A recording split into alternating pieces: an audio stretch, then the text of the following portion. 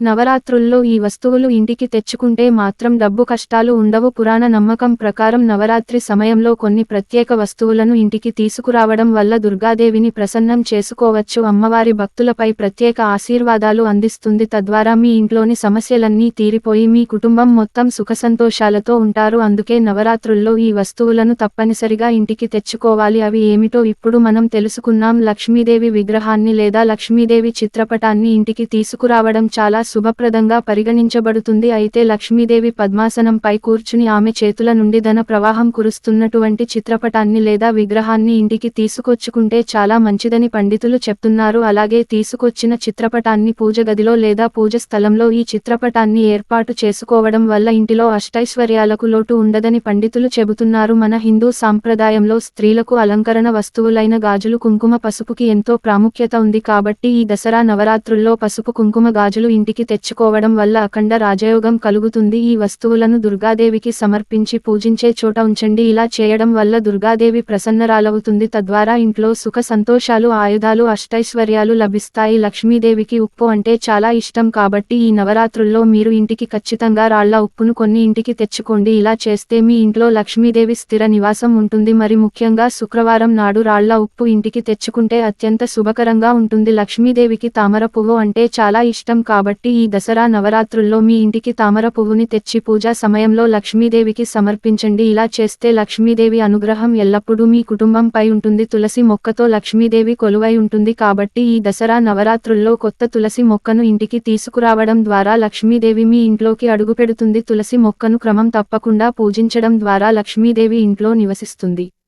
ఇంట్లో ఆనందం, శాంతి, శ్రేయస్సు ఉంటుంది. ఈ దసరా నవరాత్రుల్లో ఇంట్లో కలశాన్ని కొని పూజించడం వల్ల సుఖ సంతోషాలతో కలుగుతాయని పండితులు చెబుతున్నారు. ఇలా చేయడం వల్ల అమ్మవారు సంతోషిస్తారు. మీరు మీ సామర్థ్యాన్ని బట్టి మట్టి, ఇత్తడి లేదా వెండి కలశం కొని ఇంటికి తీసుకురావచ్చు. స్వస్తిక్ చిహ్నం చాలా పవిత్రమైనదిగా పరిగణించబడింది. నవరాత్రుల్లో ఇంటి ప్రధాన ద్వారం మీద పసుపుతో లేదా గంధంతో స్వస్తిక్ చిహ్నం వేయడం వల్ల ఇంట్లో ఉన్న ప్రతికూల శక్తి తొలగిపోయి పాజిటివ్ ఎనర్జీ పెరుగుతుంది. తద్వారా మీరు చేపట్టిన ప్రతి పనిలో విజయం సాధిస్తారు.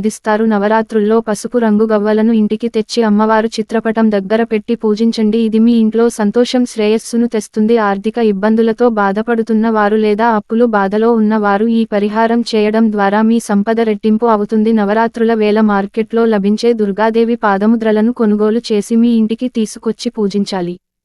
హిందూ మత విశ్వాసాల ప్రకారం దుర్గామాత పాదముద్రలను చాలా పవిత్రమైనవిగా భావిస్తారు. దుర్గామాత పాదముద్రలను పూజించడం వల్ల ఇంట్లో అష్టైశ్వర్యం పెరుగుతుందని చాలామంది నమ్ముతారు. అయితే అమ్మవారి పాదముద్రలు నేలపై ఉంచకూడదని గుర్తుంచుకోండి. ఇలా చేయడం వల్ల అమ్మవారిని అవమానించినట్టు అవుతుంది. కాబట్టి దుర్గామాత పాదముద్రలను పూజా స్థలంలో ఉంచాలి. ఈ దసరా నవరాత్రుల్లో మీ ఇంటికి వెండి నాణ్యం తీసుకురావడం ద్వారా మీ ఇంటికి చాలా మంచి జరుగుతుంది. అయితే గణేశుడు లేదా లక్ష్మీదేవి చిత్రం ఉన్న నాణ్యం మరింత పవిత్రమైనదిగా పరిగణించబడుతుంది. ఈ నాణ్యాన్ని మీ ఇంట్లో అని పూజ గదిలో పెట్టండి. ఇలా చేయడం వల్ల ఇంట్లో సంపద పెరుగుతుందని వేద పండితులు చెబుతున్నారు. నవరాత్రి సమయంలో ఇంట్లో నవగ్రహ యంత్రాన్ని ప్రతిష్ఠించడం వలన అన్ని గ్రహాలు శుభ ప్రభావాన్ని కలిగి ఉంటుంది. ఇంట్లో సుఖ సంతోషాలు నెలకొంటాయి. నవరాత్రుల్లో ఇంటికి శంఖం తెచ్చుకుంటే చాలా మంచిది. హిందూ మతంలో ఇంటి పూజ గదిలో శంఖాన్ని ఉంచడం శుభప్రదంగా పరిగణించబడుతుంది. నిజానికి శంఖం తల్లి లక్ష్మీదేవికి సోదరుడిగా పరిగణించబడింది కాబట్టి పూజా స్థలంలో ఎప్పుడు శంఖాన్ని ఉంచాలి. పూజా స్థలంలో శంఖాన్ని ఉంచడం వల్ల లక్ష్మీదేవి అనుగ్రహం ఎల్లవేళలా నిలిచి ఆ ఇంట్లో సంపదకు లోటు ఉండదని పండితులు చెబుతున్నారు. హిందూ పురాణాలు చెప్పిన దాని ప్రకారం ఓంకారం సింబల్ చాలా ప్రత్యేకమైనది. దీనిని అనేక మంది ఇళ్లల్లో ఉంచుకొని పూజిస్తారు. ఇలా చేయడం వలన ఎటువంటి నెగటివ్ ఎనర్జీ